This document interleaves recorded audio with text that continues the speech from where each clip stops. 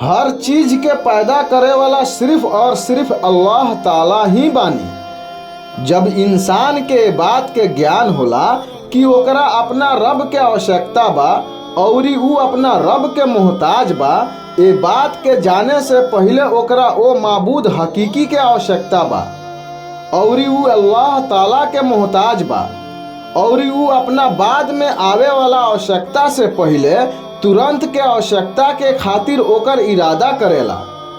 त ई अनिवार्य भइल कि इंसान अल्लाह ताला के उलूहियत, नमाज पढ़े के, सहायता मांगे के और अल्लाह ताला पर भरोसा करे के, अर्थात ज़्यादा से ज़्यादा अल्लाह ताला के इबादत करे के और अल्लाह ताला के ओर लौटे से पहले अल्लाह रब्बुल इज्जत के रुबूबियत के इकरार करेला। अल्लाह ताला ही इज्जत जिल्लत के मालिक बानी। अल्लाह ताला ही हर चीज़ के पैदा करे वाला बानी। अल्लाह ताला ही हर मखलूक के पेट भरे वाला बानी।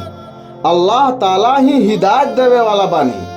अल्लाह ताला कहे नहीं कि हो जा तो हो जाला, अल्लाह ताला कहे नहीं कि मिट जा तो मिट जाला। कायनात के हर शय के मालिक अल्लाह ताला ही बानी।